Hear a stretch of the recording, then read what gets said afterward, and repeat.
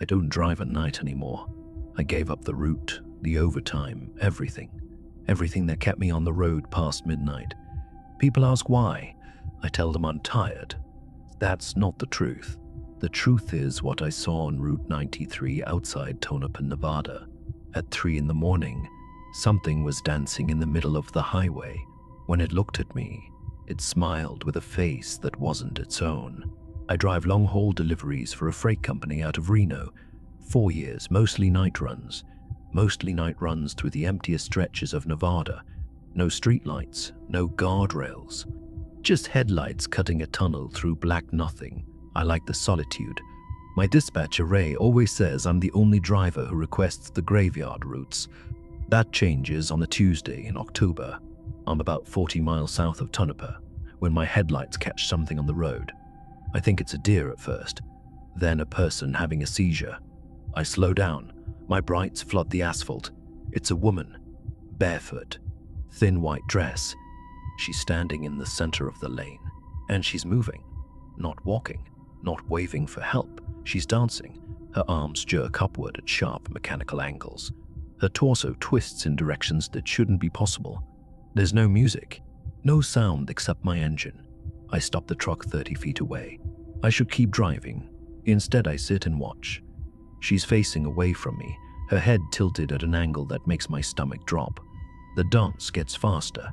Her limbs snap and bend like something is yanking her on invisible strings.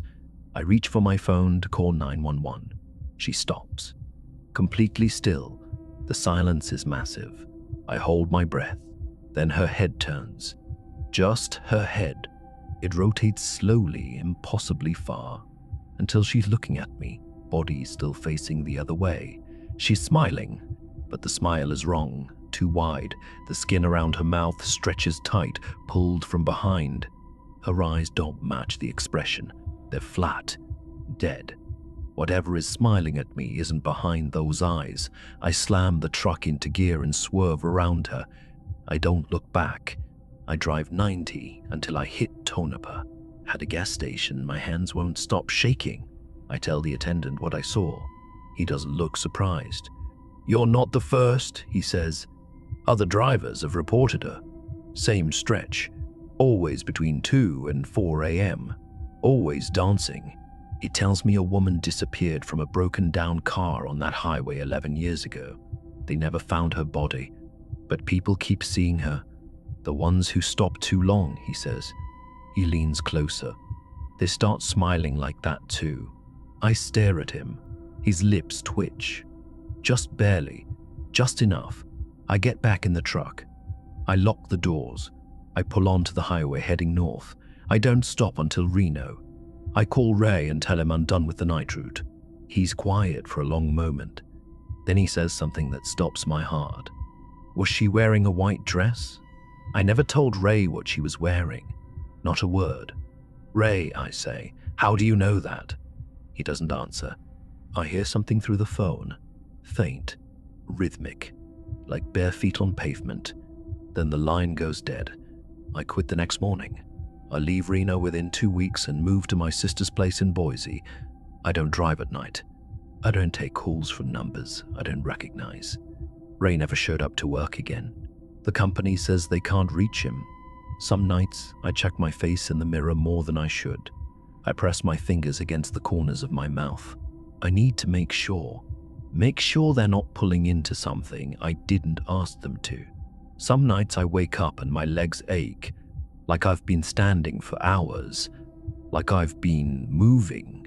If you ever find yourself on a dark highway and see someone in the road, don't stop, don't look. And if you feel your mouth start to pull at the corners, if you feel a smile that isn't yours, close your eyes and pray it passes. Whatever was wearing that woman's face is still out there on Route 93, and I think it's looking for its next dancer.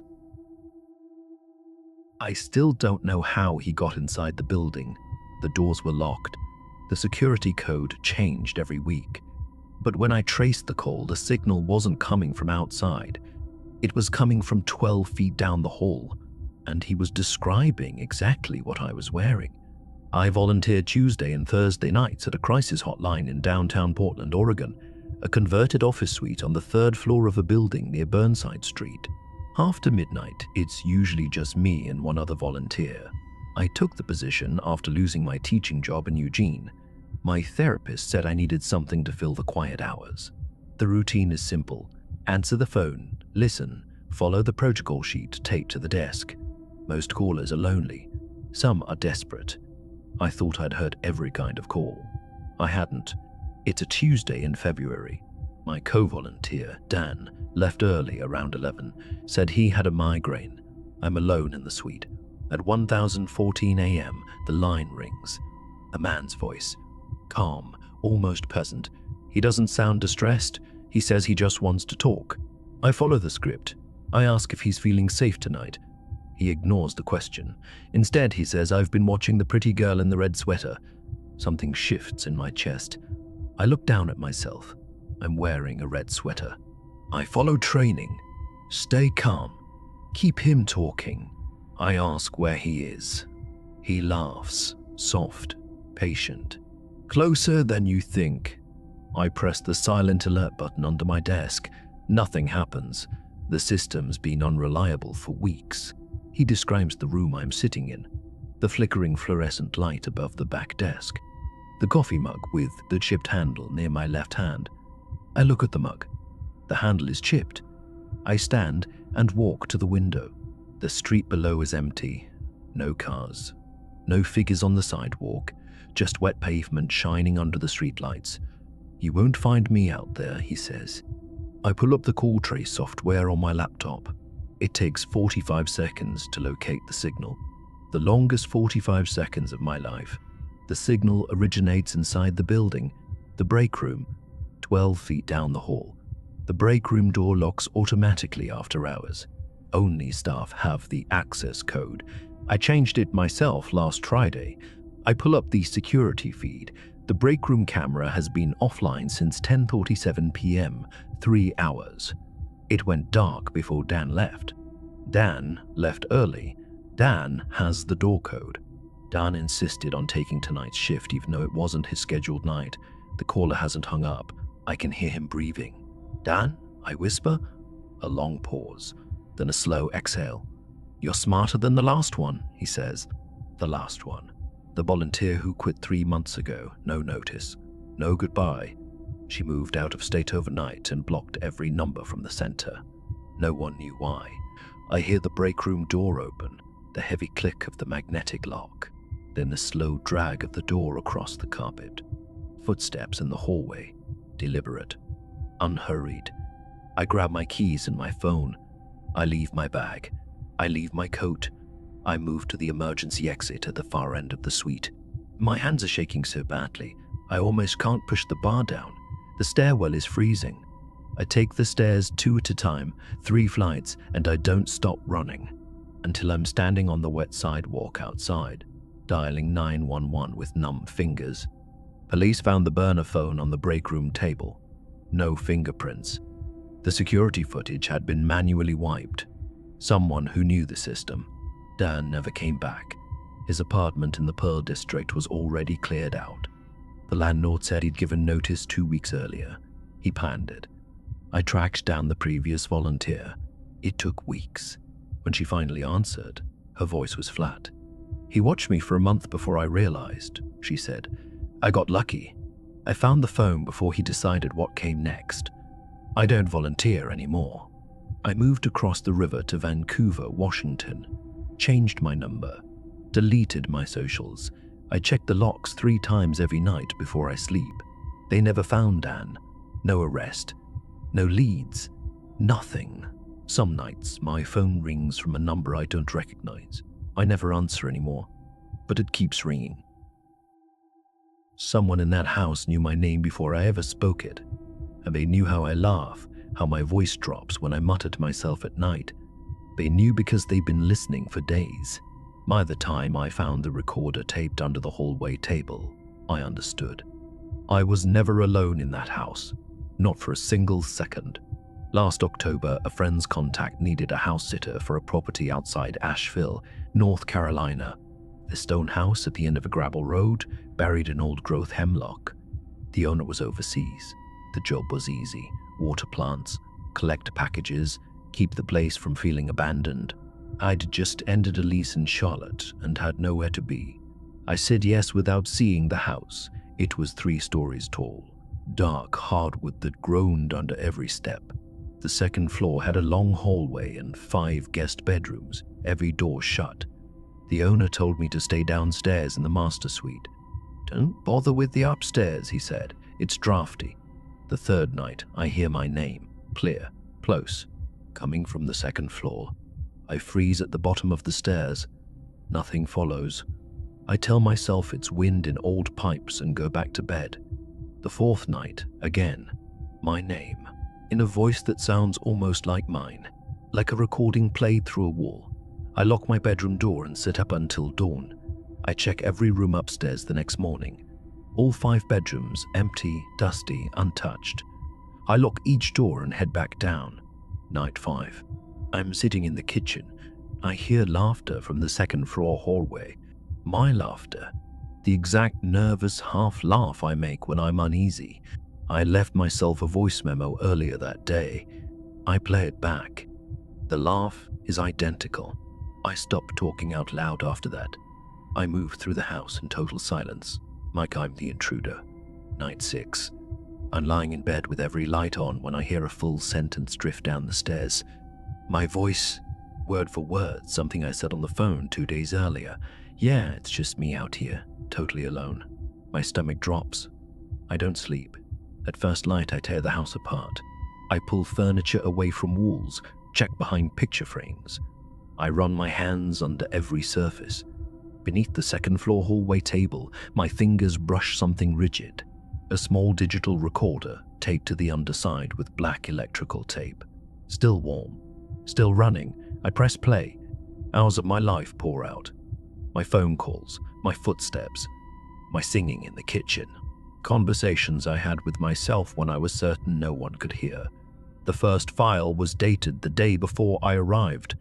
Whoever placed it knew I was coming and never left. I grab my car keys. I don't pack. I walk toward the front door and freeze. A sound from the guest bedroom at the far end of the upstairs hall. The one door I know I locked. Twice. The handle turns. Slowly. From the inside. My own voice whispers through the gap beneath the door. It's just me. I run. I'm down the gravel road before I realize my hands are shaking so badly I can barely steer. I called the police from a gas station in Black Mountain. They searched the house that night. In the crawl space above the guest bedroom, they found a sleeping bag, food wrappers, and a thin foam pad. Someone had cut through the drywall and disguised the hole with a vent grate, positioned directly above the master suite where I slept. Someone had been living in the ceiling, watching me, recording my voice, learning how I sound so they could call my name in the dark and make me think I was going insane. They never found who it was. I don't house sit anymore. I don't stay anywhere. I haven't checked myself wall by wall, vent by vent. And I never talk to myself when I'm alone, because I learned the hard way that I might not be the only one listening. Sometimes late at night, I still hear my own voice calling from somewhere I'm not, and I am never the one speaking. If you're ever staying somewhere new, check the vents, check the crawl spaces, check under every table, because silence in an empty house isn't always what it sounds like. Someone might already be there, learning your voice, waiting for the right moment to use it. I've watched the footage 11 times. 11 times I've pressed play. And 11 times I've watched a man stand perfectly still in the dark for 6 hours. But what keeps me awake isn't what he did. It's the moment he turned toward the camera and smiled. I work overnight security at the Hargrove Financial Tower in downtown Minneapolis, Minnesota. 24 floors of glass and steel. The building empties by 7. By midnight, it's a tomb. I took this position after burning out from a warehouse job in St. Paul. I liked the quiet. I liked being alone. 3 years of monitors, rounds, coffee, repeat. Nothing ever happens. The 25th floor is technically mechanical. HVAC units, electrical panels, storage no one touches. The elevator isn't supposed to stop there after hours. Access requires a key card only. Building management carries. No guard has one. It's a Tuesday in February. Around 10:15 a.m., I notice the elevator status panel. Elevator B is moving. The floor numbers climb. 18, 20, 22, 24. Then it ticks to 25 and stops. I stare at the panel. 40 seconds later, the elevator descends to the lobby. The doors open on my monitor. The car is empty. I log it and move on. The next night it happens again. Same elevator, same floor. 1:15 a.m. exactly. Empty car goes up. Empty car comes down. On the third night, I call my supervisor, Dan. He tells me it's a sensor glitch. Old building, he says, happens all the time. But I've been here 3 years. It's never happened before. On the fourth night, I pull security footage from the 25th floor camera. A single wide-angle lens pointed down a long corridor of storage cages and electrical panels. The footage is grainy, washed in green. I scrub to the timestamp. At 1:16 a.m., the elevator doors open. A man steps out. He's wearing a dark business suit, clean, pressed. He walks to the far corner of the corridor, stops, and faces the wall. He doesn't move. I fast forward. 2 hours, 4 hours, 6. He stands in the exact same position the entire time, arms at his sides, face nearly pressed against concrete. At 7:02 a.m., he turns, walks back to the elevator, and descends. I checked lobby footage. No one exits the building. I go back through weeks of archived footage. He's been doing this every night for 19 days. Same suit, same corner, same 6 hours of absolute stillness. I tell Dan. He watches 30 seconds and laughs. Probably some exec sleeping off a bad night.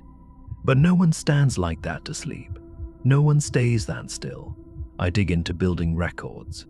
The 25th floor was supposed to be converted to office space 2 years ago. The project was abandoned after the construction foreman quit without notice. I find his incident report in a maintenance file. One line stands out. Contacted building owner regarding unauthorized occupant on floor 25. Was told there is no 25th floor. The Hargrove Financial Tower has 25 floors. I work in it. But according to every blueprint and city filing on record, it has 24. On the 20th night, I take the service stairs. I need to see it myself. The door marked 25 is unlocked. The corridor stretches ahead, lit by a single flickering utility light. He's there, standing in the corner. I hear my own breathing, but not his. I step closer. 10 feet away, I notice his shadow. It doesn't match his body. It's longer, wider. It shifts on its own, like something breathing independently of him. I whisper, "Hello." He doesn't turn, but a voice answers from directly behind me. My voice, my exact voice, whispering back, "Hello?" I run. I quit the next morning. Dan calls 3 times. I don't answer. I deleted the footage I'd saved to my phone. I don't want to see it again. A week later, I pull up the building on Google Maps. Street view. I count the floors from the outside. I count 4 times. 24. There are 24 floors. But I stood on the 25th. I heard my own voice speak from somewhere I wasn't standing. Some nights I dream about that corridor. I'm standing in the corner facing the wall. I can't move. Somewhere behind me I hear footsteps. My footsteps walking closer. Because sometimes the building you work in has a floor that doesn't exist. And sometimes something on that floor is learning how to be you. I thought she was confused. I thought it was the dementia talking. But when I turned the volume up on that baby monitor, I heard him breathing, and I understood that Margaret had been trying to save me the entire time. Last fall, I took a night shift caregiver position in Lancaster, Pennsylvania. The job was simple. An elderly woman named Margaret, 86 years old, advanced dementia. Her family lived 2 hours away in Philadelphia. They needed someone to stay overnight, make sure she didn't wander, administer her meds at midnight and 4 a.m. The house was a single-story ranch on 3 acres of flat farmland. No neighbors within shouting distance. I set up a baby monitor receiver in the kitchen where I stayed, transmitter on her nightstand, so I could hear if she called out or fell. The first 2 nights were quiet. Margaret slept soundly. I read, drank coffee, checked on her every hour. It was the 3rd night everything changed. I'm doing my midnight check. Margaret is sitting upright in bed, eyes wide open, staring at the baby monitor on her nightstand. She points at it. Her voice is a cracked whisper. "He's under the bed." I crouch down. I look. Nothing. Dust. An old slipper. I tell her it's okay, tuck her back in, and return to the kitchen. 20 minutes later, her voice comes through the monitor again. "He's under the bed." Every night after that. The same words. Sometimes twice, sometimes 10 times, always pointing at the monitor. Always that same flat whisper. I log it in her care notes. I mention it to her daughter on the phone. She sighs. She does that. Dad passed years ago. She thinks people are still in the house. So I stop reacting. I hear "he's under the bed" through the monitor, and I just note the time. But on night 7, something is different. Margaret says the words and then goes silent. And in that silence, through the monitor, I hear something I haven't heard before. Breathing. Not hers. Hers is thin, raspy. This is deep, slow, measured. I turn the volume dial all the way up, and I hear chewing, wet, deliberate, like someone eating in the dark with their mouth open. My hands are shaking. I pull up the care agency's file on the property. There's a note I'd lost over during onboarding. The previous overnight caregiver, a man named Dennis, he stopped showing up 6 weeks ago. No notice. No forwarding address. The agency marked him as voluntarily separated. I call the agency's emergency line. I ask about Dennis. The supervisor pauses and says he just stopped coming in. We figured he found another job. No one checked. No one visited the house. Margaret can't reliably report anything. I realize no one has looked under that bed, truly looked in the dark with a flashlight in at least 6 weeks. I don't go into that room. I call 911 from the kitchen. I tell them I believe there is an intruder in the house. I keep the monitor on. While I wait, Margaret speaks again, calm, almost maternal. He's been so hungry. The breathing through the monitor stops. Then I hear the distinct sound of someone sliding across a hardwood floor. The dispatcher tells me units are 4 minutes out. I lock the kitchen door. I press my back against it. Through the monitor, I hear footsteps, slow, dragging, moving away from Margaret's bed and toward the hallway, toward me. I don't breathe. I watch the door handle. It doesn't move. Then the officers arrive. They find evidence in Margaret's room, wrappers, a stained blanket wadded beneath the box spring, scratches on the floor. Someone had been living under that bed. He was gone. Out through a window, they found cracked open 3 inches. Barefoot prints in the soil outside, heading toward the tree line. They never found him. I quit the next morning. I couldn't stay in that house another hour. The family hired a live-in team after that. 2 people, never one alone. I filed a report. The agency launched a review. Dennis was never located. His car was still at his apartment.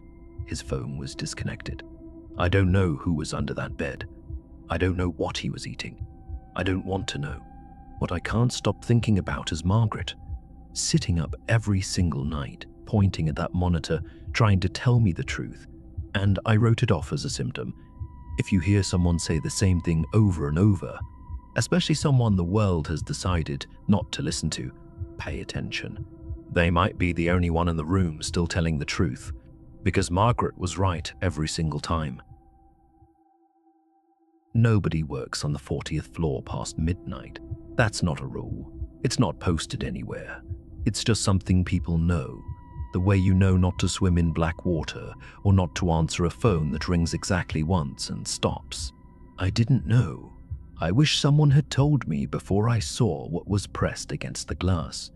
I'm a financial analyst at a firm headquartered in the Lakefront Tower in downtown Chicago. Glass and steel, 62 stories. Views of Lake Michigan that the partners love and the rest of us barely notice. In November of last year, I'm buried under a deadline. Quarterly close. My manager Greg leaves around 9, tells me to lock up. You've got the whole floor to yourself, he says, like it's a gift. By 11, the building is quiet. The cleaning crew finishes. The elevators stop dinging. It's just me, a desk lamp, and the sound of rain hitting the windows. I've never minded working alone. I grew up on a cattle ranch outside Salina, Kansas. Silence doesn't scare me. At least, it didn't. It starts at 12:09 a.m. A tap. Not rain. Rain is scattered. Random. This is deliberate. Rhythmic. Tap, tap, tap. 3 knocks evenly spaced on the window 6 feet to my left. I look over. Nothing. Just Chicago at night. Street lights blurred by rain. The dark sprawl of the lake beyond. I go back to my spreadsheet. Tap, tap, tap. Same window. Same spacing. I stand. I walk to the glass. I cup my hands around my eyes and press my face close to see past my own reflection, and something presses its face close from the other side. I stumble backward. My chair catches my knees. I sit down hard. There's a man outside my window. He's wearing grey coveralls. No harness. No hard hat. No scaffold beneath him. I can see straight down past his boots to the street. 40 stories below, car headlights crawling like insects. He's just there, suspended, palms flat on the glass. His breath fobs the pain in slow, even circles. His mouth moves. I read his lips. Let me in. Again. Let me in. His eyes don't blink. They stay fixed, not on my face. Lower, on my neck. I grab my phone. I call building security. My voice is shaking and I don't care. There's someone outside the window on 40, I say. The guard, Ramon, pauses too long. Sir, there's no rig deployed tonight. There's no one outside the building. I'm looking at him right now. Stay away from the glass, Ramon says. His voice has changed. It's quiet, careful. I'm coming up. I look back at the window. The man tilts his head, slowly, too far, the way a bird does when it's examining something it's about to eat. His breath fogs the glass again. This time he doesn't mouth words. He writes in the condensation with one finger, backward so I can read it. I fell. Ramon arrives in 4 minutes. By the time he does, the window is empty, just rain. But Ramon doesn't look relieved. He looks grey. This has happened before, I say. He doesn't deny it. He tells me, reluctantly, like the words cost him, that 3 years ago the building had a window washing contractor, a man named Dale Corey, crew foreman. One night Dale was on the North Face rig alone, running a solo maintenance check. The cables failed. He went down 40 stories. They never found him. Not on the sidewalk, not in the alley, not in the service area below. The cable was recovered. The harness was still buckled, empty, as though Dale slipped out of it midair, or as though he never hit the ground. People on the upper floors see things sometimes, Ramon says. He won't look at the window. Late at night, tapping. Why doesn't anyone talk about this? Raymond finally meets my eyes. Because the ones who let him in don't come back to the office. He shows me the tenant turnover log. 4 late-night workers on this floor in 3 years. All 4 resigned without notice. 2 moved out of state. 1 stopped answering his phone entirely. No one filed reports. They just left. Ramon walks me to the elevator. We're halfway across the floor when every light goes out. Not a flicker. Total black. My phone screen is the only light. I raise it. The window at the far end of the hall is fobbed from the outside. One massive body-length cloud of condensation, as if someone is lying flat against the glass, breathing across every inch of it. And in the fog, dragged by a slow finger, new words appear. You read my name. I hear glass creak. Raymond grabs my arm. We run. 40 flights of stairs. Behind us, a window exhales open, then tapping. Inside the stairwell, getting closer. Some doors aren't meant to be opened. Some names aren't meant to be read, and some people who fall don't land, because I don't think Dale is only looking for me anymore. I think he's looking for anyone who knows his name, and now you do. I still have one of the photographs. I shouldn't. The sheriff's office took the rest as evidence, but one slipped into my jacket pocket that night. I didn't find it until I was home. It's a picture of a woman sleeping in her tent. Her mouth is slightly open, the flash lit up every detail. And behind her, just barely visible against the nylon wall, there's a shadow of a hand that doesn't belong to her. In the summer of 2021, I take a seasonal night ranger position at a state park campground, about 40 minutes west of Olympia, Washington. The park is dense, old-growth Douglas fir, fern carpets so thick you can't see the ground. My job is simple: patrol the loops after dark, enforce quiet hours, check for unregistered vehicles.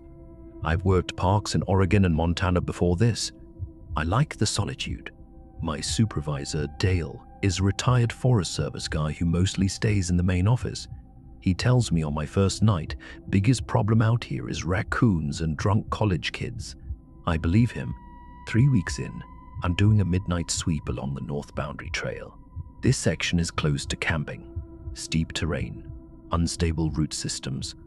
No one has any reason to be out here, but my flashlight catches something pale through the trees. A tent. Grey dome tent, no rainfly. The zipper is wide open like a mouth. I call out, nothing. I approach and duck my head inside. There's no sleeping bag, no backpack, no cookware. Just photographs, Polaroids, hundreds of them scattered across the tent floor like fallen leaves. I kneel down. I pick one up. It's a man asleep in a tent, a different tent, a red one. His face is slack, peaceful. The flash is harsh. The angle is close. Whoever took this was inside the tent with him. I pick up another. A couple. Sleeping bags zipped together. Same harsh flash. Same impossible closeness. I start flipping through them faster. Families. Solo hikers. A woman with a dog curled at her feet.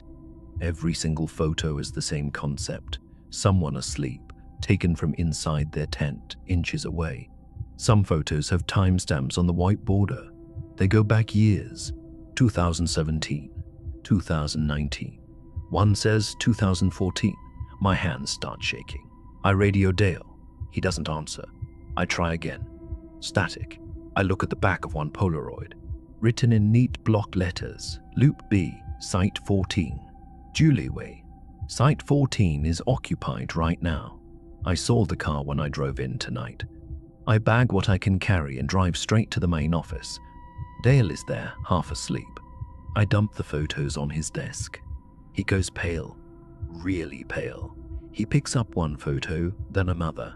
His jaw tightens. We had complaints, he says quietly. 2 years ago, 3 years ago. Campers saying their tent zippers were in a different position in the morning. We wrote it off. Wind. Animals. He sets one photo down and taps it. It's a shot of the inside of the ranger cabin. My ranger cabin. The bed is unmade. The angle is from the doorway. The timestamp reads 6 days ago. 2 days before I even started the job, someone was inside my cabin, photographing where I sleep, before I arrived. They knew I was coming. Dale calls the county sheriff. I drive back out to the restricted zone with the deputy. The tent is still there, but the photographs inside are gone, every single one. The tent is completely empty now, except for one thing that wasn't there before. A fresh Polaroid, face down in the center of the floor. The deputy picks it up with a gloved hand and turns it over. It's me, kneeling in this tent.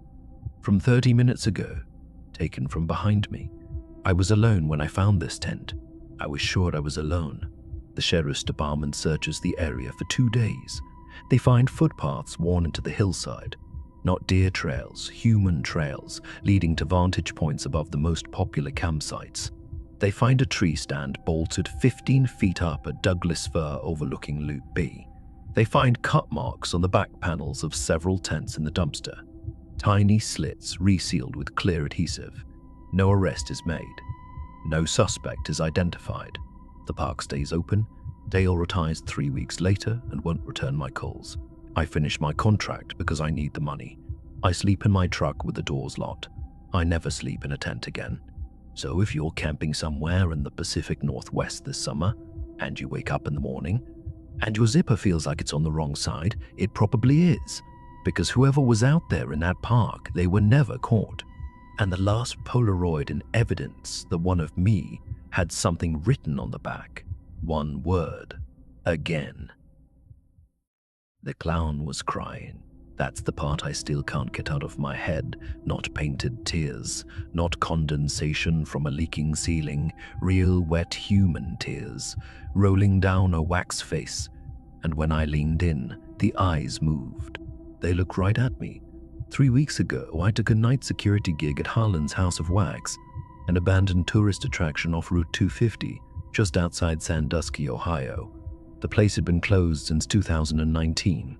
Demolition was set for the following Monday.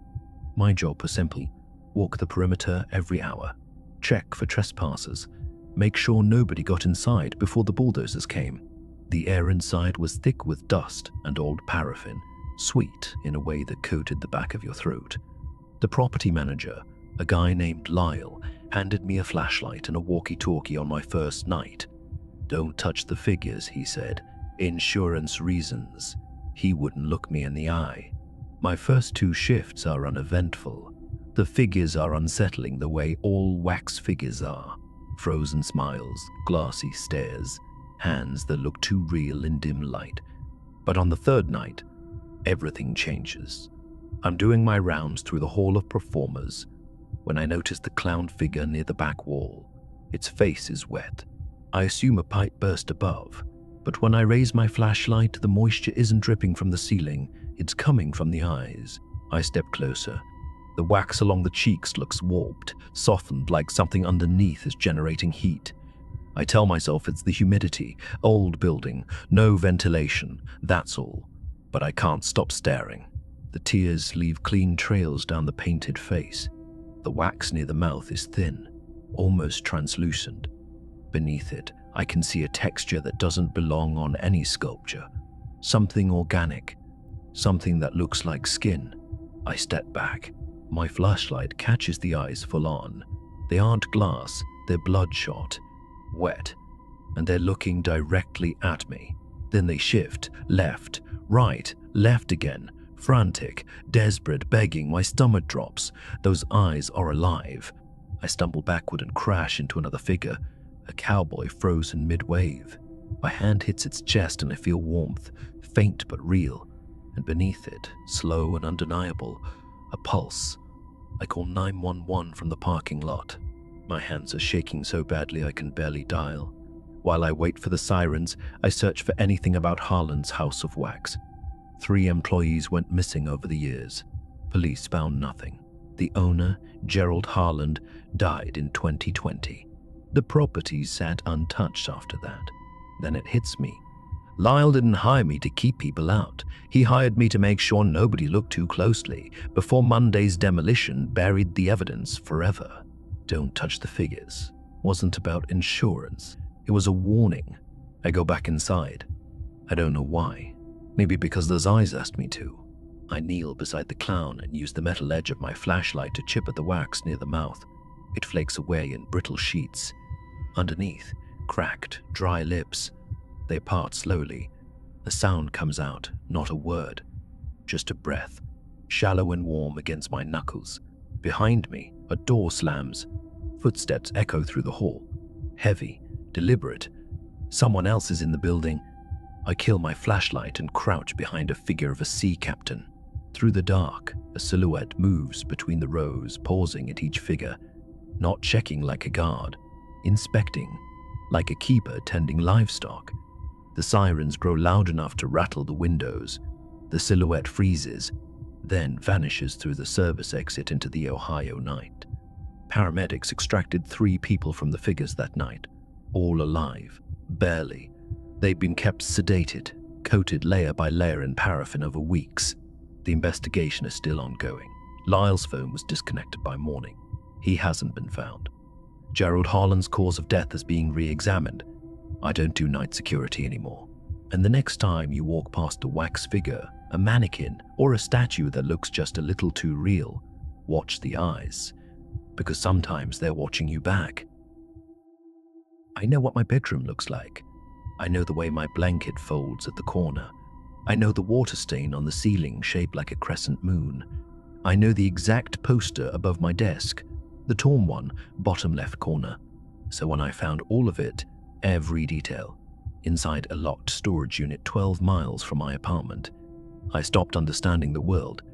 I moved to Columbus, Ohio, about 4 years ago. Took a cheap studio apartment off East Main.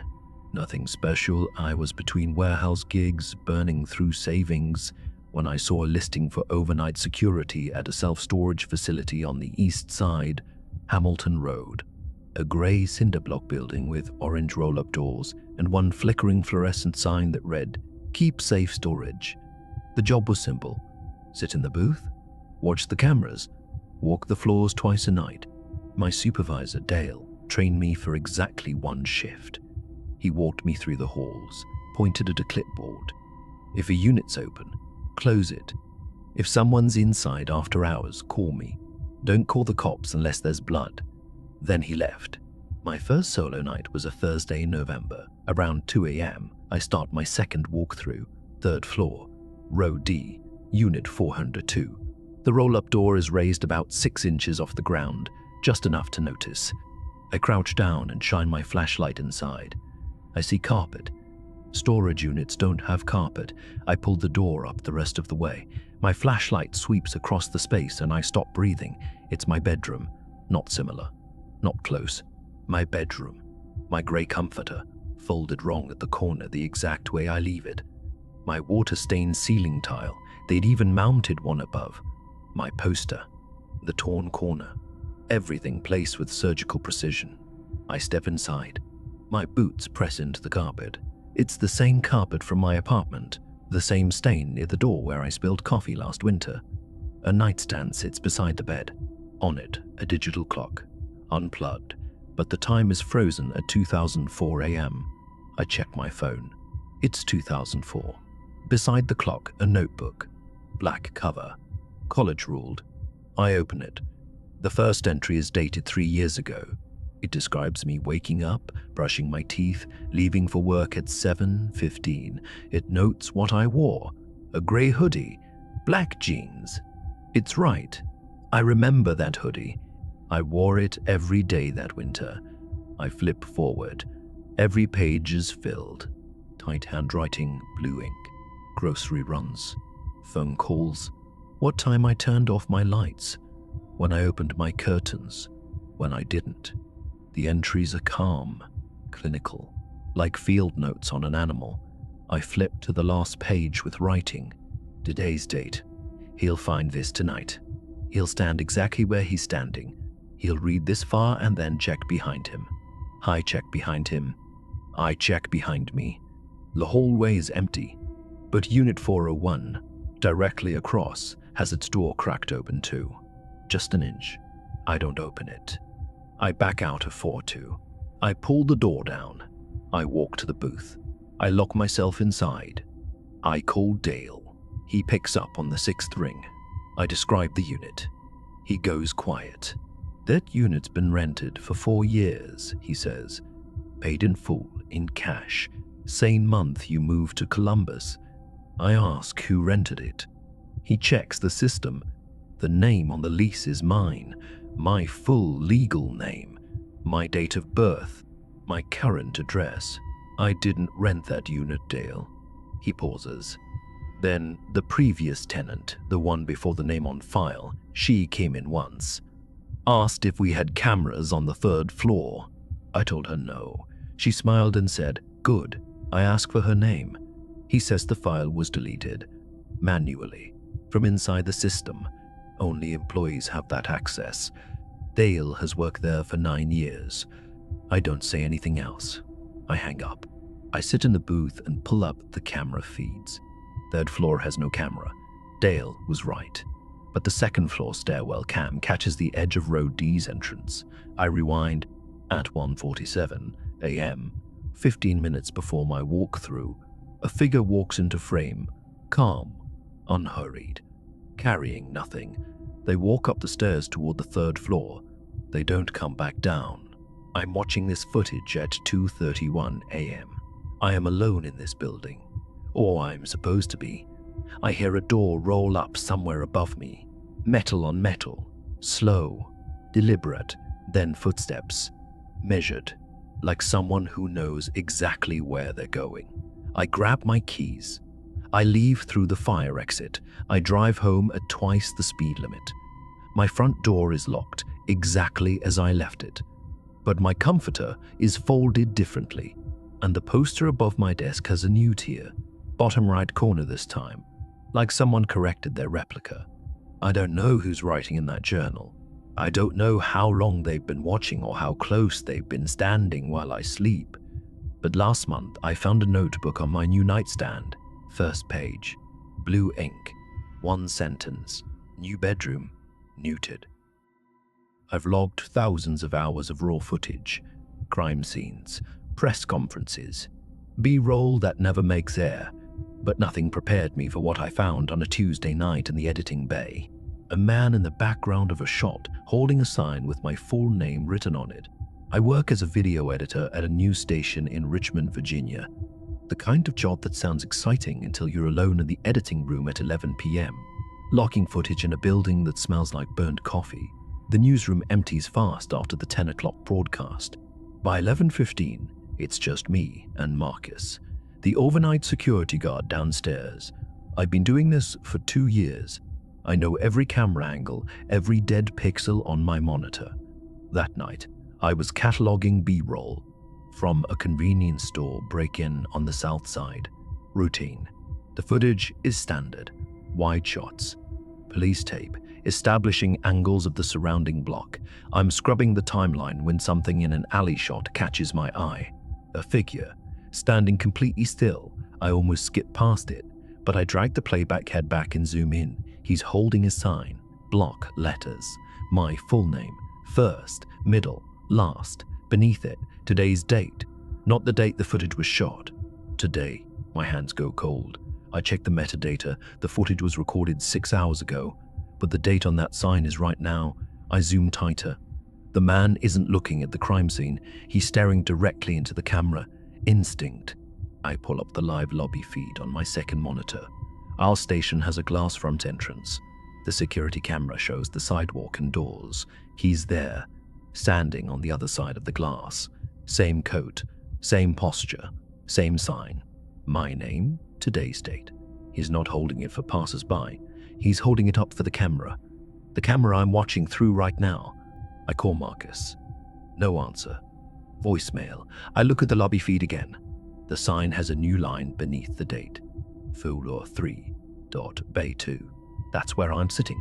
I search every internal database I can access. No incident reports, no prior complaints, nothing matching this man.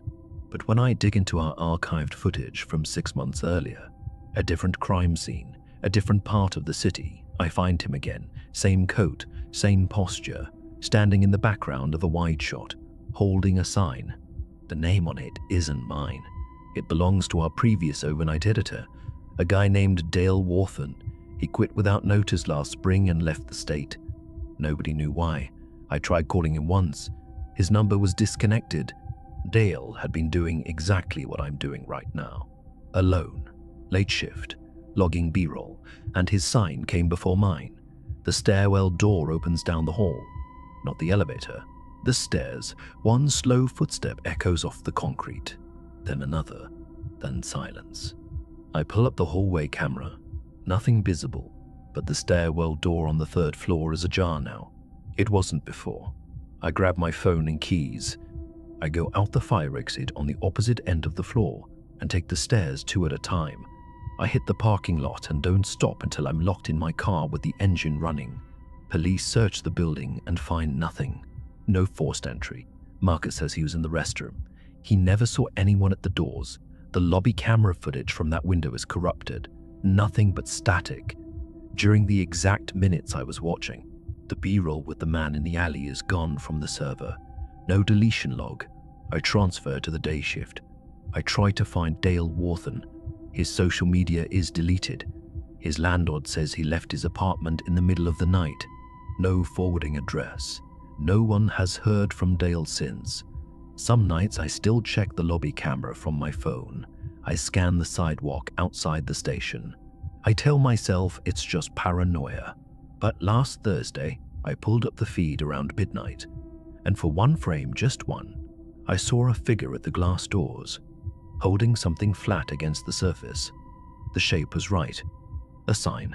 If stories like this keep you awake, hit subscribe. But maybe check your own cameras before bed. I never found out who he was. But whoever took my night shift, I hope they never zoom in on the B-roll.